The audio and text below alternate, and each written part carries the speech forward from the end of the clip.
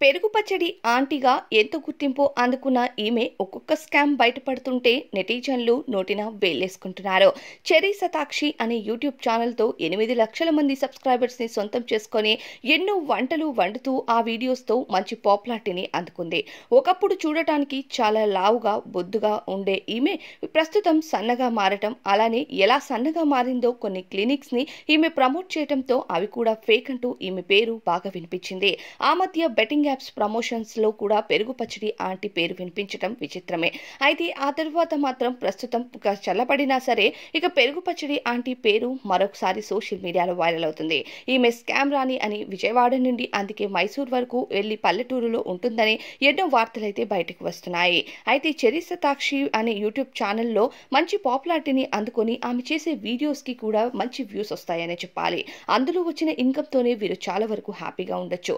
కానీ ఎందుకు ఇలాంటి పనులన్నీ చేసి నెగటివిటీని సొంతం చేసుకుంటున్నారంటూ కొంతమంది వీరికి సపోర్ట్ చేస్తూ మాట్లాడినా సరే చేసేది తప్పు కాబట్టి తప్పనే అంటారు. మరి పెరుగు పచ్చడి ఆంటీ వీటిపై ఎలా రెస్పాండ్ అవుతుందో